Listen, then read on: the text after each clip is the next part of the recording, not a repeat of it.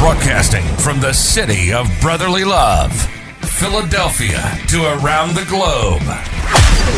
You're listening to Shark Bite Biz, your exclusive place for business strategy, sales, marketing, and tech in the roaring 20s. And now, here's your host, David Strausser. I'm David Strausser, and welcome to another episode of Shark Bite Biz, your place to talk business, sales, marketing, and how businesses are making pivots during this global pandemic. Today, we got a great episode lined up. We're going to be bringing in an expert in sales, business development, data centers, and reverse logistics. But what I find most interesting is how he is helping businesses position growth. It's a pretty good concept when you think about it. How many companies have had to downsize because of the current market conditions? And because of those conditions, sales are so ever important right now. It is what makes the world go round. And if you don't have top-level talent doing sales during this time period, oh man, it is going to be a little bit of a rocky road for you. That's where today's guest comes in. We'll get to hear from him on a variety of topics, from both him and his wife being small business owners, to his company and how they are helping businesses make it through this time period in a cost-effective manner. All around, it's an amazing discussion on various different aspects about business. Plus, like me, Pete is a huge music fan. So who is Pete? Pete Paisley has 25 plus years in the IT, hardware, and services industry in sales and business development. Since 2019, Pete has been operating his own consulting business, Duplais Group LLC, providing fractional sales and biz dev services to smaller companies in the data center and reverse logistics space. So let's bring Pete on in here. Make the sale. Hey, Pete, welcome to Shark Bite Biz. So glad to have you. Hi, David. Great to see you again. Yeah, so I know you're an avid listener of the show. You know kind of how we kick off every show. And it's, hey, what's your experience? What's your background? I know who you are, but please tell everybody out there who exactly you are. Yeah, Pete Paisley. I'm a business consultant, small business owner based out of the San Diego, California area. And I'm in the computer business. Been in the computer business for almost 25 years. And my current company, Duplais Group, is a consultant to a handful of, I do sales business development consulting for computer companies. No, that's really, really good. And I know as part of your background, one of the things that you've done, I think at least once, maybe more, is you've kind of have done a career transformation. Can you tell us a little bit about that? Yeah, I've been through a few. So I got the startup bug with a business partner out of UK a couple years ago. And I did launch a business for him here in the States. I've been kind of in the aftermarket side of the computer business for many years. This guy had a hard drive repair appliance, and it was actually some really cool technology. So I started a U.S. business for him to sell and market that over here in the States. For a variety of reasons, it didn't go well, didn't go according to plan. But that was my last career transition and an attempt to do a startup. I did one earlier in my career in the late 90s. So after that, I was casting about for what to do next. And that's when I started the consulting business, because I had a couple opportunities with a couple different clients to work on a fractional basis for them. So it kind of fell into my lap, and I was very fortunate in that regard. So I've been doing this for about a year now. It's been going well. Excellent.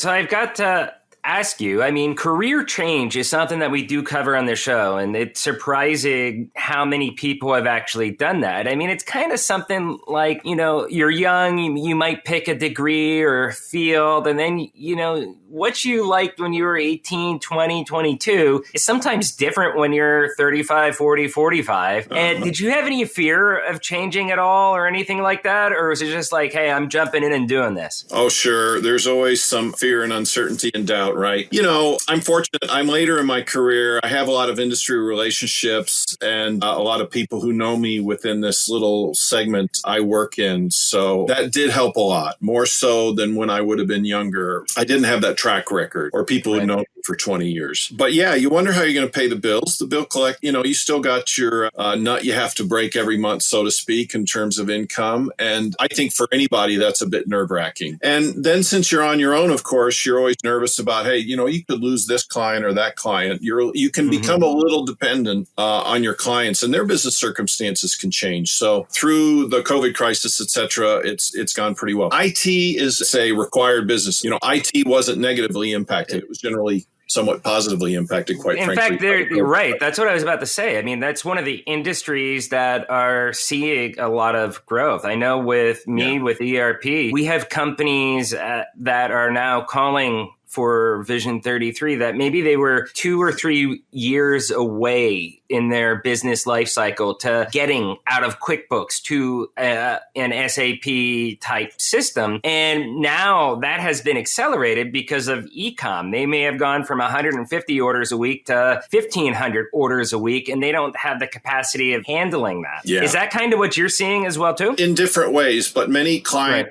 our end user customers of my clients are going through business transformations due to COVID. So listen, we deal on the tail end of technology a little bit. Both my primary clients help customers deal with legacy hardware and continuing to support it. So here's one case study. A lot of companies, a lot of enterprise companies or mid-sized companies, they might be they can't buy new equipment right now for various reasons. So they need to keep the older equipment running longer. So that's a good thing for folks like us. Yeah. We run into that right now. We have a prospect that we're finishing the sales cycle with. I mean, the system that they're using is that old. I mean, it's still green screen and everything. And one of their biggest drivers of changing is the cost of maintaining that equipment because it's so darn expensive. Yeah. And at the tail end, the risk can go up for those people who own this very old equipment. But for many of them, and now we're changing gears a little bit, in my experience, a lot of those folks, they wrote applications years ago and they run. They know them, but over time, if it's dependent on a certain exact type of hardware, it can be very risky for them to hold on to it and very costly to maintain. Okay, so let's get back where we were just discussing about the career change that you had made. And one of the things that was interesting is that you had said, there's the pressure like, hey, I need to make sure the bills are paid, stuff like that. For you, it's almost like a double whammy, because if I remember you correctly, your wife also is a small business owner, right? Yeah, she has a small food vending business, and I will say that has been impacted to zero by COVID-19. So is that business essentially then shut down because of what's going on? Totally shut down because hers is dependent on live events, and they're no more. So my wife's business, it's a kettle corn business, and it was a lifestyle business for her. She loves the people. She loves doing the events. She's a retired person, but she loves interacting with people and doing these live events. It was a nice business for her. And she had two choices. She could go apply for unemployment once they open that up to sole proprietors or self-employed in California, or she could apply for a PPP loan. Now, we might have been able to get away with doing both, but we chose to do unemployment, and that's worked out to be pretty fair for her. We'll see how it plays out through the end of the year and whether the Congress agrees to $400 a week. To some extension, what they're doing. I mean, it is pretty crazy. But I mean, with that, to be clear, I mean, it's not like she was a W-2 employee and she got the regular state unemployment plus the federal aid, right?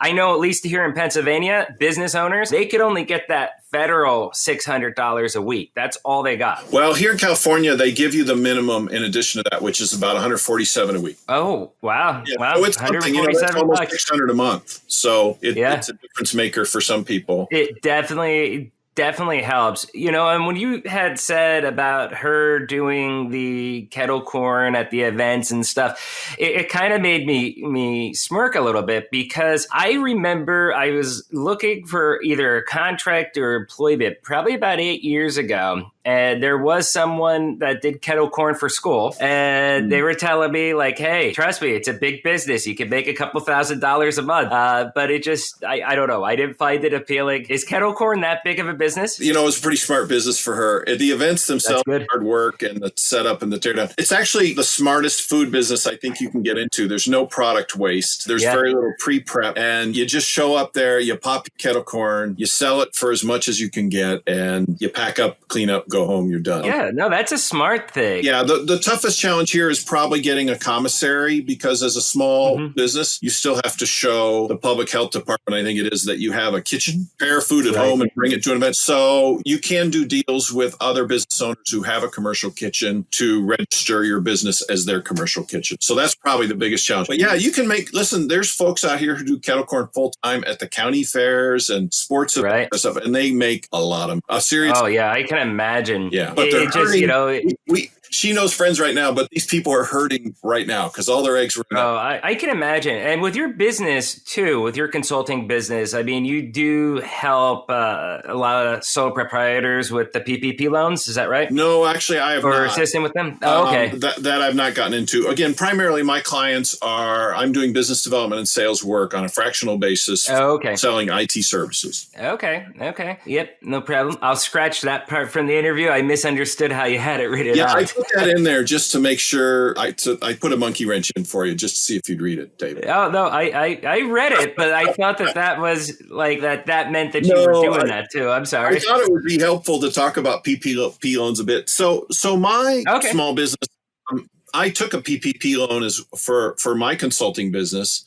I am set up as a sole proprietorship, an LLC, because one of my clients totally hit the skids as a result of COVID, although the other two primary ones have done very well. So I had some income that needed to be replaced, and I was able to with a new client, but I was impacted by COVID-19, so I did take a loan. So with the PPP loan, I mean, and that's true too. I mean, with us, we have some clients that we're facing the fact right now that there are some clients of ours that have gone silent, and that's because they're not coming back.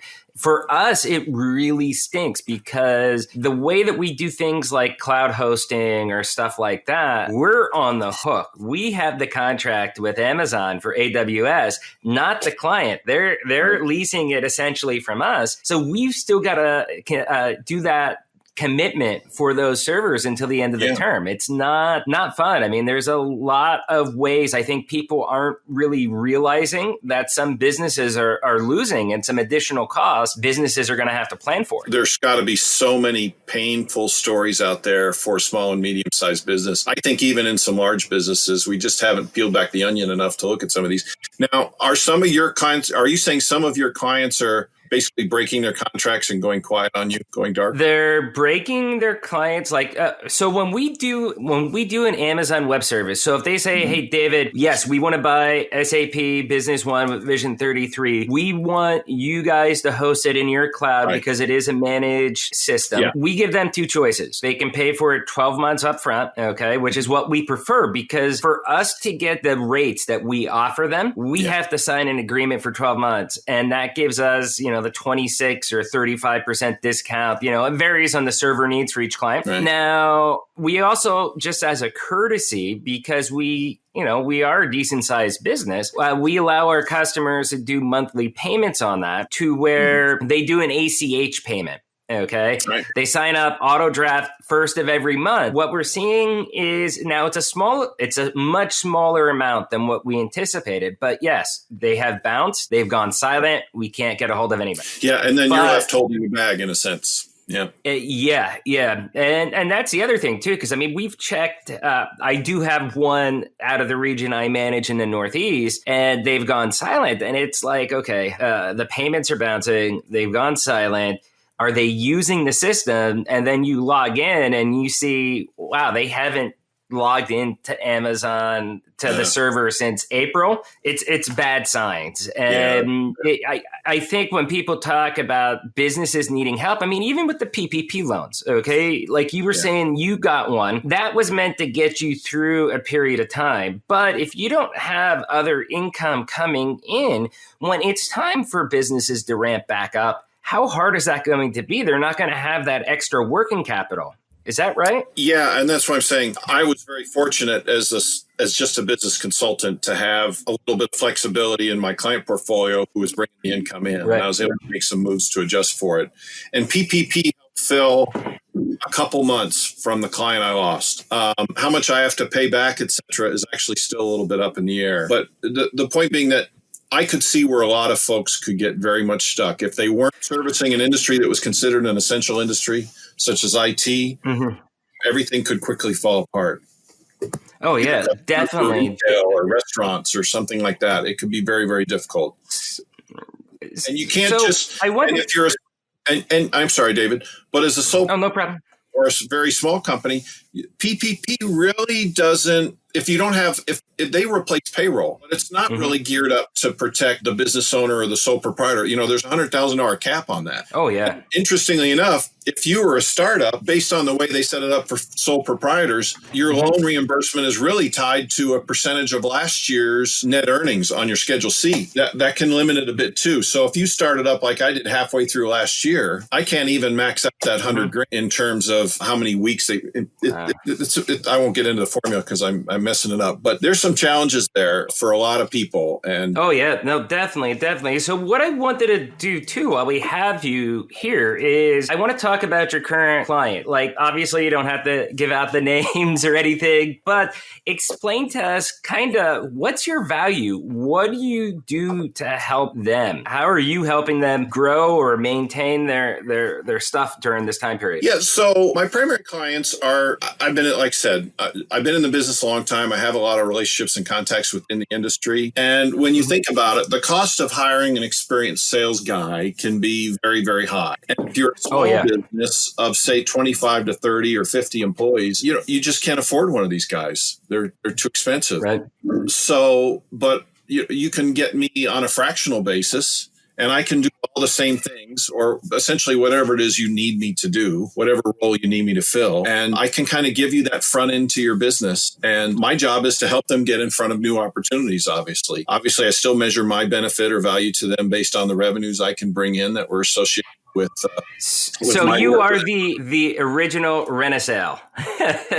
Yeah. Essentially, because it's a good fit. Yeah. Bear in mind, they also save on all the employee overhead costs. They can give me a flat fee plus an upside for performance, perhaps, and pay my, unemployment costs and or healthcare, Social Security, and all here's that. a question for you then. Now that you're bringing that up, and that's true. Okay, I want to delve into some of the sales stuff in a second, but my first question is the very controversial law out there in California, AB5. How are you able to get around that and they don't have to hire you as an employee? Is there an exemption for what you do, or? Well, I believe I have my business structured and my contract structured with this client in a way such that we're protected from that. And also the client. Okay. So listen, I haven't hired a lawyer to review it, but they don't set my hours. They don't tell me what to do. And you also are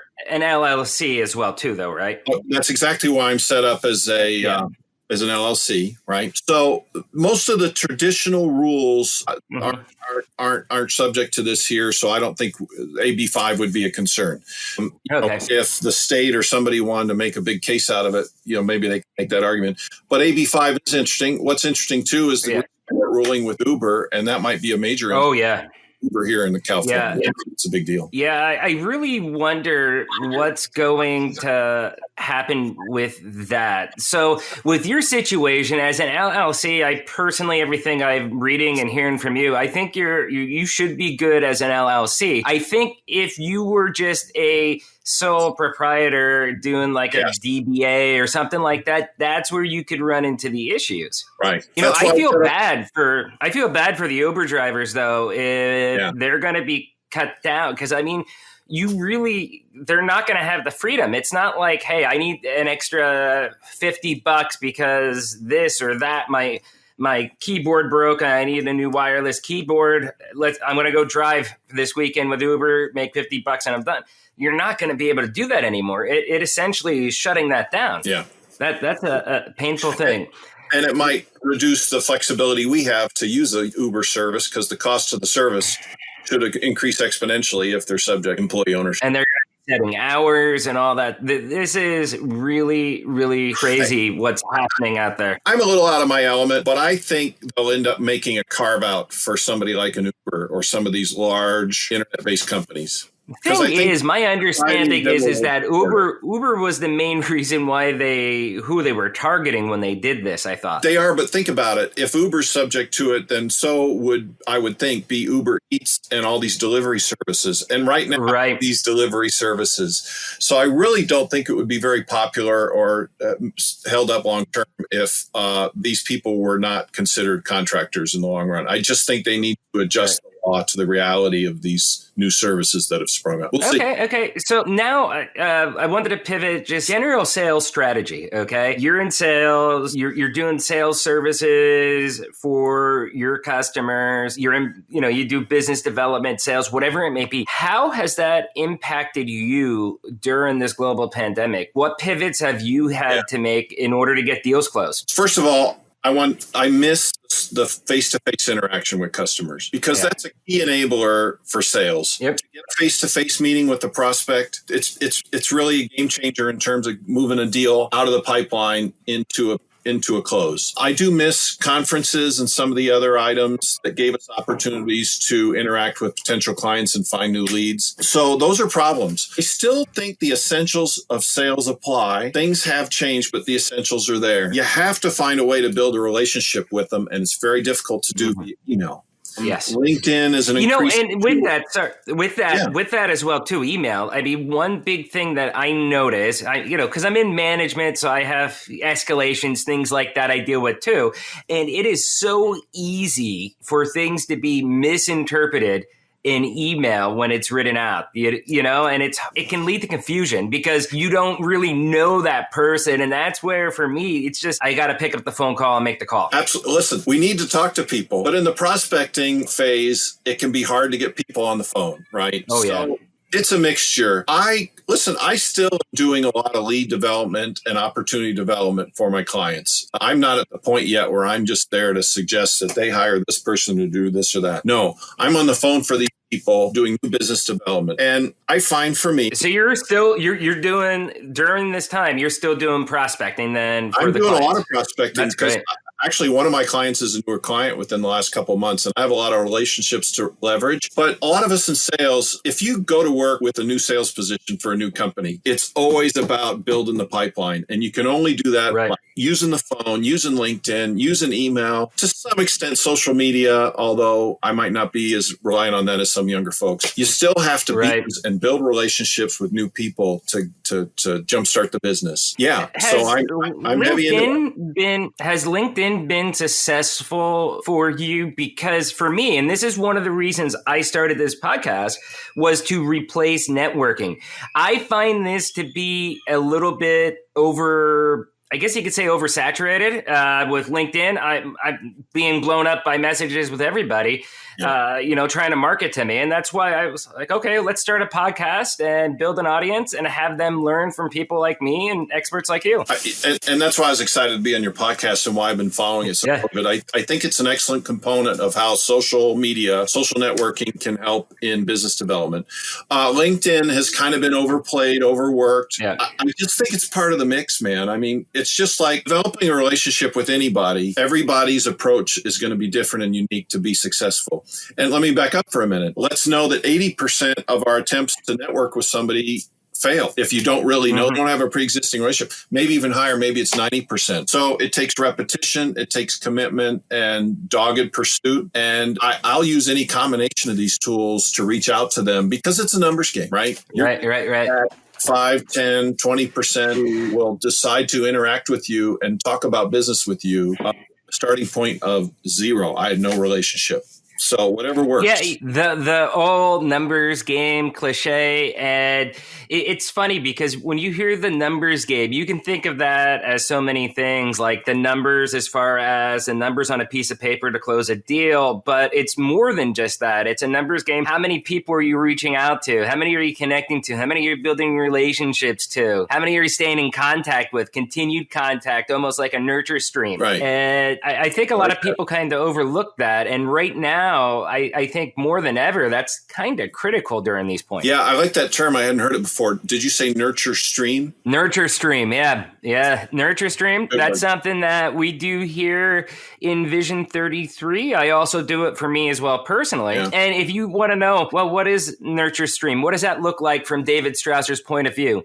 That's exactly you and me right here, buddy. How we've kept in contact over the years and have developed a relationship to where now, what is it? Maybe 6 years since we first met. Now you're on my podcast sitting here, and that's exactly what you're doing. And that's why, like my Facebook, for example, I view LinkedIn people that I know professionally, but I also try to get people that I want to keep some kind of contact with on my Facebook as well, too, because that is the place that allows me to really build that deeper relationship that I just feel you can't do on LinkedIn. I would agree. And I thank you for bringing up Nurture Stream. That's a thought-provoking concept. But yeah, that's it. You got to nurture these relationships. And again, the hard part for me, the challenge for me is take them from a I barely know you relationship to one where we can have a meaningful conversation about business problems. So I can have a need to get my widgets in front of these people and describe how these service widgets can solve your business problems or determine that they will. So that's how I spend a lot of my time working on behalf of my clients today. That's great. And it sounds like you definitely give value. I mean, especially right now, if you think about it, so many companies are, like we were just talking about, they're strapped for cash to be able to grow. But they still need to make sales. Sales makes the world go round. There is no business essentially without sales. And it's, I think it's one of the more undervalued pieces, I think, sometimes with some organizations. And I think sometimes sales get a bad rep too, like being full of drama, high maintenance, stuff like that. Well, ask my wife. I am high maintenance, but Yeah. My wife would said the same about me. So I want to ask you, just over your extensive career in technology, and now that you've been working on your own, I'm sure that you've made some mistakes. Everybody does. That's how life is. You live and learn, trial and error. As long as you realize what you did and you're able to grow from that, it's good that you probably made the mistake. So can you give us a couple of the bigger mistakes that you've made? Not to put you on the spot. No. Mistakes are important. Well, I think I mentioned one at the outset, and I still work to maintain a good relationship with this business partner. But this business partner in UK, when I started US business for him to sell his product over here, I made some significant mistakes there. And I'll just say in summary, without getting into detail, because obviously both myself and the UK business partner wished it had turned out much differently. But control, I got too excited about the opportunity in terms of I didn't do my market research. I just had it set in my mind that people had to have this, whether they realized it or not. And fundamental error, because once we brought it to market, frankly, I came to realize there's not a lot of people who saw a huge need for it. The technology was fantastic, and the economic business case around the technology still makes sense. So do you think did you put the cart in front of the horse then, essentially? Cart in front of the horse. And of course, I got caught up in some of the other excitement related to it. Listen, I've wanted to run my own business for a long time, and I've taken a few stabs at it. And I guess to summarize, and I'm sorry I'm not going too into detail, every time I've done it, I've made an error. And I've come to realize, hey, you know what? Even though that's what I want, and that seems to be a passion of mine, it's not what I was built to do. I'd relate that to my music career, right? I was in college. I wanted to produce and engineer and record pop music. I wanted to be a capable player, but it wasn't really what I was built to do. Something in business is what I was built to do, because I always gravitated towards business. I had some sales throughout my career, and I've just found, and I'm a little later in my career now, I think what I was built to do was sales and business development and help technology companies connect with new customers. And that's good. That's good. And that's good that you've accepted that. I can really relate to your story. I mean, we have a lot of things in common. I think that's why we kind of like each other for the most part. But for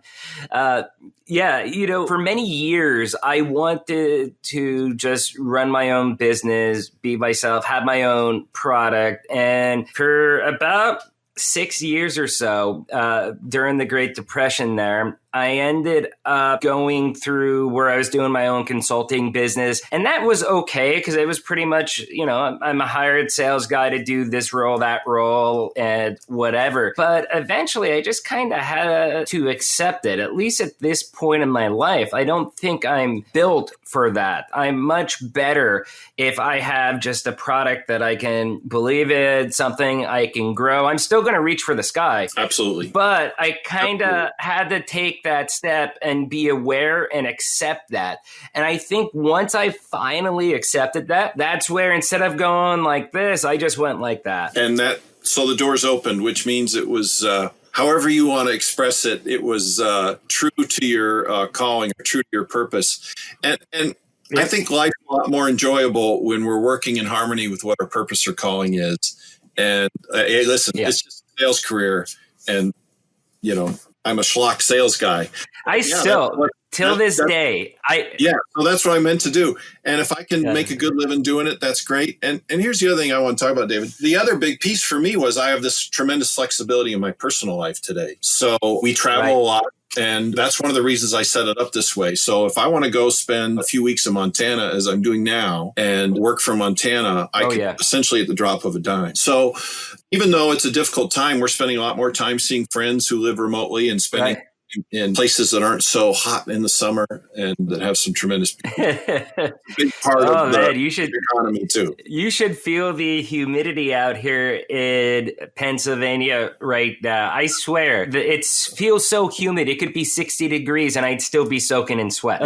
I miss the dry heat of SoCal. So I have two final questions for you because we do got to start wrapping this up.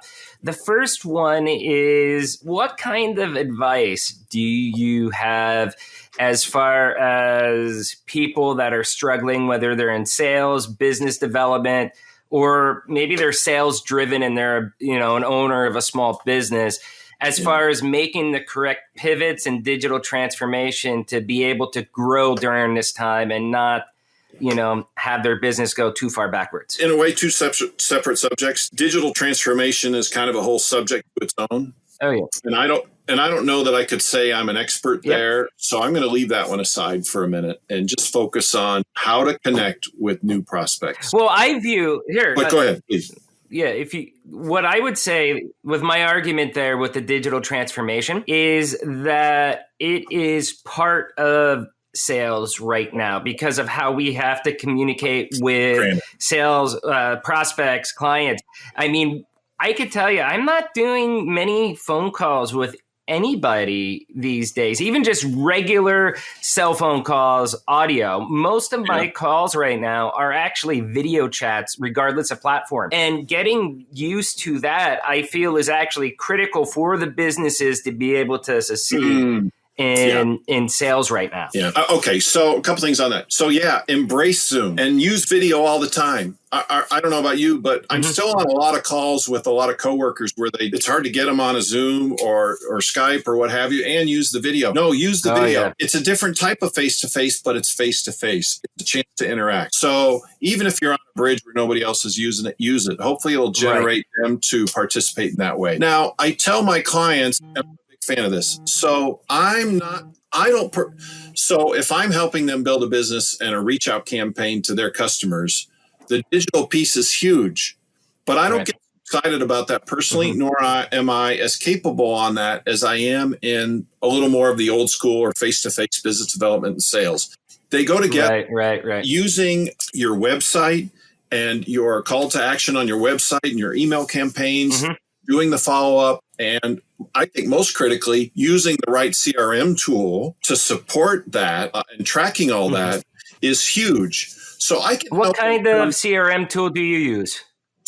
If you don't. Well, I've used Salesforce pretty extensively in the past, but it's a little pricey. So today I'm using HubSpot. Yeah, we use HubSpot as well too. I have many customers, Business One comes with a CRM built inside, but Salesforce is a best of breed. So there's customers that even if they change, they still love Salesforce, but it is pricey. I mean, I've seen even small businesses when I'm talking with them, like, hey, are you sure you want to keep it? If you do, we'll integrate it. You're fine. But it's like $100,000, even for a small amount of users. Yeah, and the problem with it too is, but this is your bread and butter if you're selling SAP implementations, right? So the cost of implementing features and integrations and updates to a Salesforce, just like a SAP implementation, also the cost of ownership can be quite high too. HubSpot's done a pretty good job. I know there's a lot of others out there as well. I just haven't had a chance to use them as much, so I can't speak to them. But that's the challenge for today. Yes, the digital transformation piece is key because it's a huge way. It's a huge part of how you keep in touch with your customers and develop that relationship. And what I generally recommend is we need to bring in some outside help for some of these things. Tied to that too is you need to have a talented graphics or web developer as part of your solution too, because everything kind of calls for that, whether it be a new brochure or your email blasts or your website changes. If somebody in-house can't do it efficiently and professionally, you have to have access to a good resource for that. Yeah, no, that totally makes sense. And I think that's kind of why I really am impressed and like your consulting agency, because of the fact it's just kind of like we were just talking about with Salesforce, HubSpot, as far as best of breed.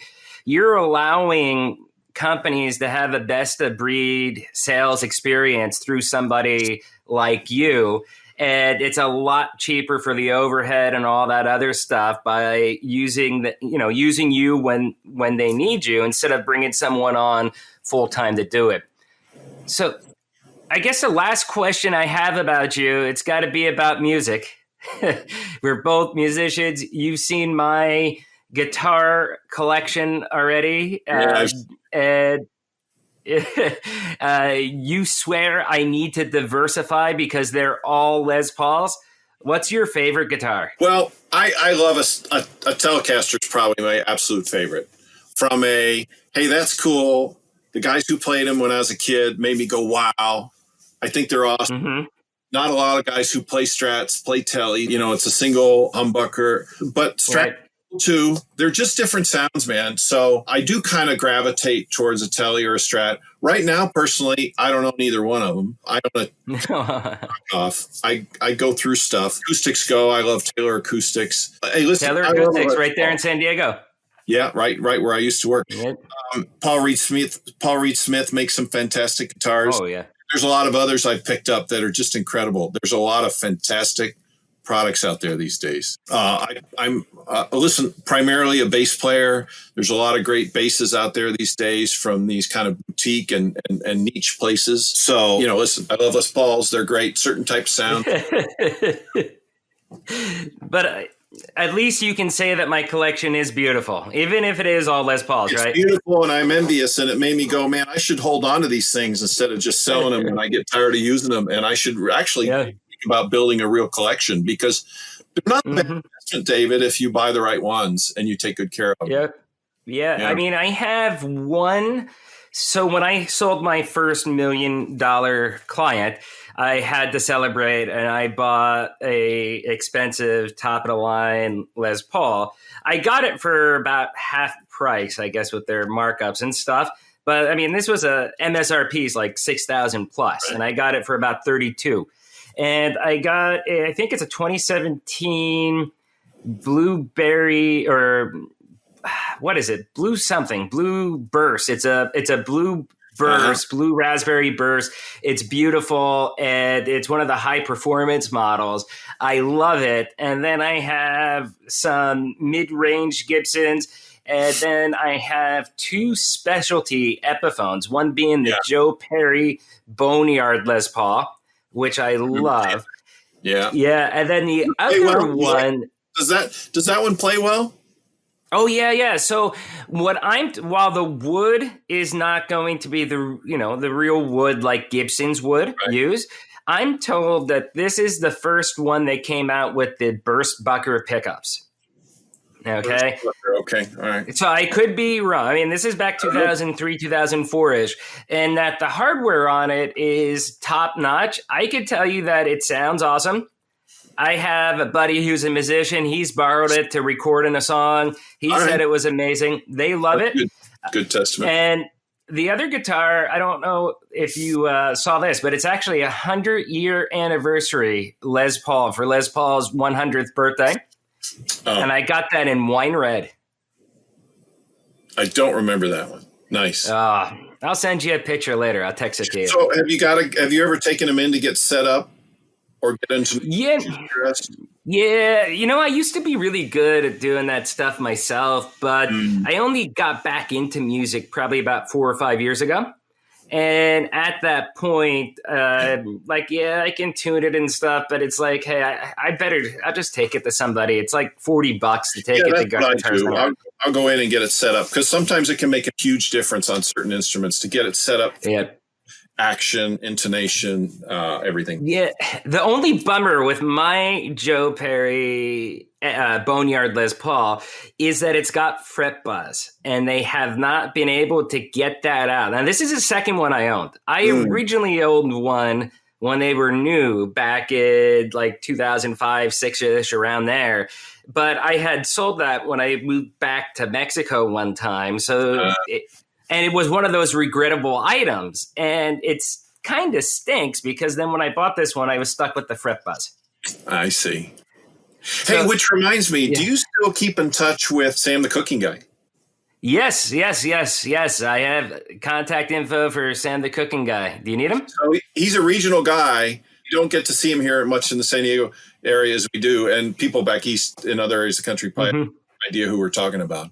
But he's a very entertaining guy, and we love the way he cooks. And I know you worked with him back then. And when I was working with the Baja California Secretary of Tourism, I ended up helping Sam.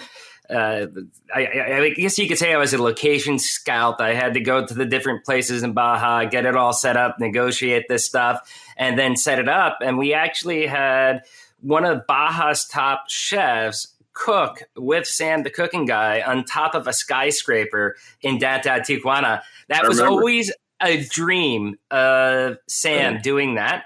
But he, in the States, he's like, everywhere we tried, they will not allow us to cook with open flames on the roof of the skyscrapers. Yeah. So, it was a bucket list item for him, and the episodes turned out pretty awesome. And it's really neat because it's the first time I got a professional credit on it. I remember they were good shows. Yeah. Oh, yeah. So anyways, Pete, it's been a pleasure talking with you. How can people get in contact with you? Please shoot me a note at Pete. Oh, let's keep it simple. ppaisley@gmail.com. Paisley. ppaisley@gmail. Okay. And I'll also include that in the description as well, too. Pete, it's been a pleasure for you coming on here. I love chatting with you every chance I get. I hope you'd come back eventually, hopefully. Hey, I guess you're getting these days. I don't think you'll need me back, but I'd love to be back. Hey, that's a thing. Whether it's Jack Douglas, Aerosmith's keyboardist, all these other hot guests that we got coming on the show, I'm still always true to my friends, and there's always going to be a spot for you guys in Shark Bite Biz. You're awesome. And maybe we could do a panel or something someday. It's another thing to think about. Yeah. That is something. Out in Los Angeles, I used to do my events, and I would always have a discussion panel with 4 very diverse speakers on the panel. When I say diverse, I'm talking just their backgrounds, their experiences, because I try to do things that are out of the box. So I'm up for anything. Thanks for having me. Perfect. Thank you again, Pete. Yeah, that was pretty cool, right? Pete is amazing. And he's also relatively pretty transparent, as you see during the interview. He'll tell you how it is, and he's a straight shooter. That's why I love Pete. Congrats to him, though, and a big shout out for starting doing his own thing and being able to live the life that he wants. Having that lifestyle of just traveling in the RV, living, working mobily, doing his own thing on his own time. Kudos to you, Pete. I gotta admit, I'm jealous. I think it's awesome what his business is doing right now and how he is hitting the phones remotely and closing deals as a hired gun during this pandemic. Pete is doing it successfully. If you have a business and you need help and your sales are struggling, it can be way cheaper on your overhead and all that stuff to look at somebody like Pete for a short to mid-term solution to help achieve growth during this pandemic. I also really like how he gave some honest feedback about the struggles with his business and things that he's learned during his career. This is one of those amazing discussions where you can cover a variety of topics. Remember, in your career, whether you're a sales rep, an executive, a manager, a small business owner, the only way that you're going to grow your career is to reflect. You have to reflect on the good and the bad. You have to evaluate what you do and keep evaluating and reevaluating. You have to keep doing what you did that was good, but if you don't evaluate, you probably won't recognize what you did that was good. This is the only way that it's really going to help you to grow. Remember, as they say, mistakes aren't bad if you learn from them, but you've got to do that hard reflection in the mirror to be able to learn from, again, the good and the bad. So what did you think about the interview? My question for everybody out there is, have you ever thought about hiring somebody for business development, a company like the Duplais Group? If you did, how did it work for you? What's your thought process? What results did you get? Leave a comment in the description below and let's chat about it. Again, if you enjoyed this video, please be sure to give it a like. And as always, make sure that you subscribe and share the video. I want to get these good words and good vibes out to every single business-minded folk we possibly can. Thank you for tuning in, and we'll see you again next episode.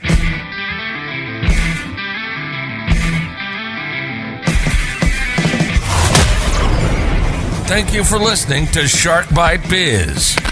We hope you got some insightful info from this podcast. Be sure to subscribe to us through your favorite podcast app and visit us on the web at www.sharkbitebiz.com. How has business changed for you in the 20s? Email us at podcast@sharkbitebiz.com so you can join us and share your story.